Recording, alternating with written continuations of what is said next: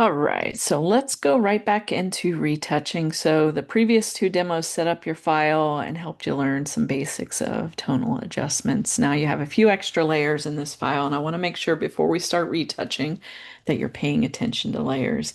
A lot of new Photoshop users get really confused with layers. Essentially, they are an opportunity for you in Photoshop to do really cool creative things. But if you're not paying attention, you might go to the wrong layer and it might not do things that you want. So if you notice when you click on a layer, it's highlighted.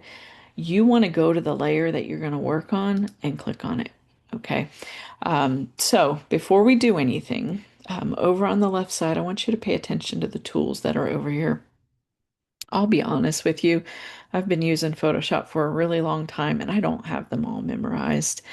Sometimes I find myself even hunting for tools. Photoshop is known to change, sometimes even overnight. And so when you hover them, if you have your tooltips on, usually it kind of hints to you what tools are there. Okay. Most of these tools, if you see the little triangle, most of them have tools nested inside of them. Okay. So we're going to start with the clone stamp tool. This is like one of the very popular, tried and true, very go-to in terms of tools that most people learn first. Okay, so as you start to go into this document, I just zoomed in. You may not have seen my hands on the keyboard, so I want to make sure you know before we move around. When you hit Command plus, it will zoom into your document. And if you look down at the bottom, you see 600%. Usually, when I'm retouching, I'm anywhere between like 200 to 600. And you can see the more you zoom in, you're probably going to start to notice things. I usually never zoom in all the way to the point that I see the grid because then it's really hard to see the damages. Okay. Zooming out is Command minus, zooming in is Command plus. Okay.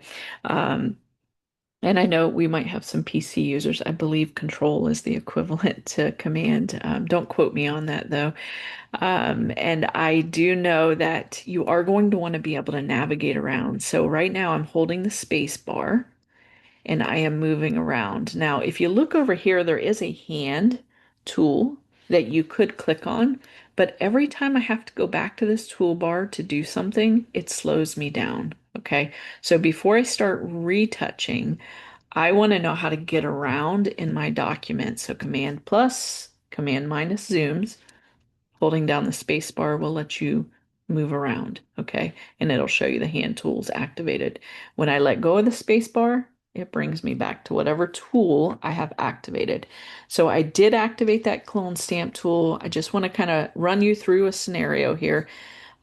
We have pixels in our document, and some of them are pretty good, and some of them are really bad. Okay, so we're going to want to go in and start retouching based off of these pixels. So if I hold down Option on a good part of my pixels here, and I go right here, it will allow me to retouch and move pixels from where I tested to the other part. So I hold down Option, I get the target, and then I let go of Option and I start retouching.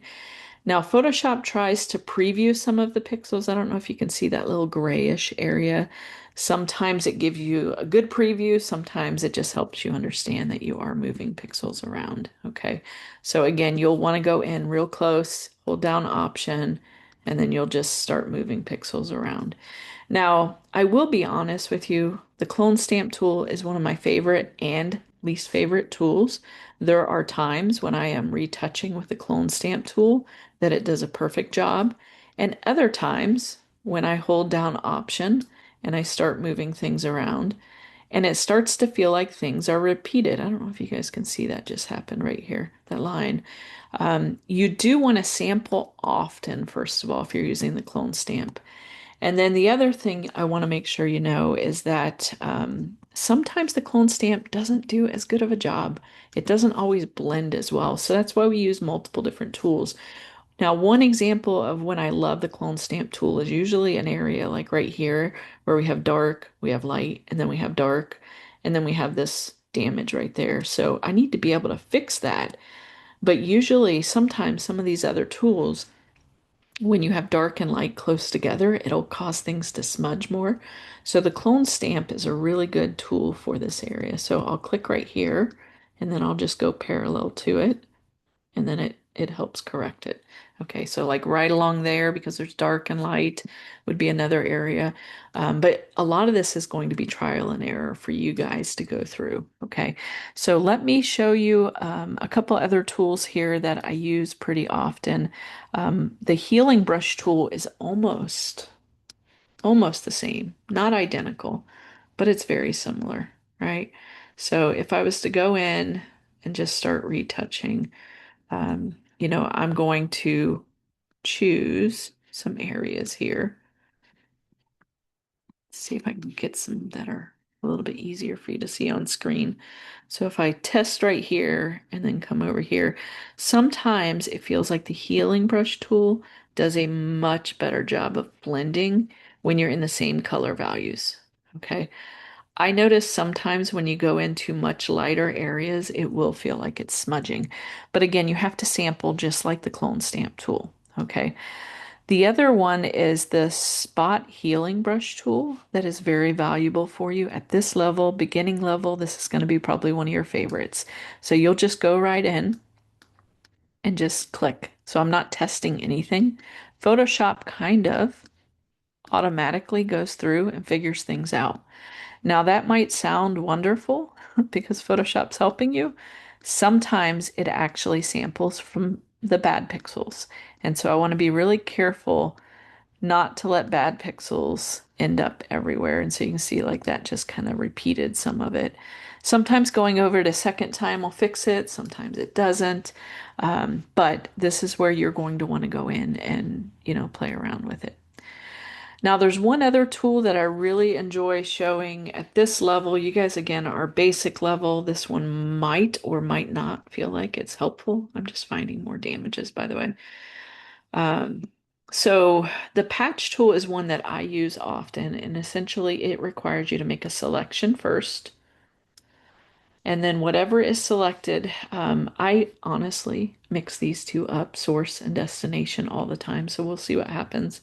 So right now it is under, I believe, source. Actually, no, destination. Yeah, okay. So when it's destination, we'll take that selection and we'll move it right there. And so it takes the good pixels, moves them over, right?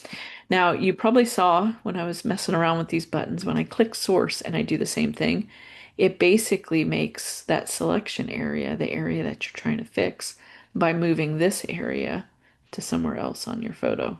Okay, so my brain doesn't work this way. I personally prefer destination, and then I'll just move things around.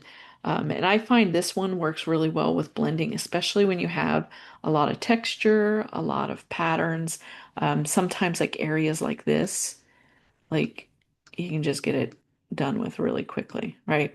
And you will notice that, it's going to take time. Right now, I have my retouch layer and then that before layer, so I can go back and look at things at any point, so that we can go through things to not edit that before photo. Now, I did want to show you guys one more thing, and this is one of those things that I usually teach in our Photoshop or electronic imaging class. Um, but we can also sample from the current layer or from a layer below, and we can actually sample so that it does retouch into other layers. I usually don't go into a lot of detail at this beginning of a level, but there are ways to actually retouch and put pixels onto other layers as well. But you would need to create a new layer to do that. So we could say current and below. And so now when I sample, it will sample from the layer below also. And so technically I'm on this layer one right now, but it still lets me retouch. And you might not notice it yet, but if I retouch enough, you might start to see just little bits of pixels right there. So these are actually on layer one. Okay. And I just held down Option to be able to click on that eyeball on my layers. That allows me to see what's on just one layer and it hides every other layer. Um, I personally don't retouch onto a new layer that often. I usually just duplicate the layer personally, just because sometimes it like asks you to merge layers and things like that, and it makes it more frustrating for me. So, but that is another option for you so that you're not necessarily editing on a specific layer. But that is why I usually duplicate layers. So, with that said, this is just your basics to retouching. Let us know if you have questions, and then we'll teach you next how to save your file.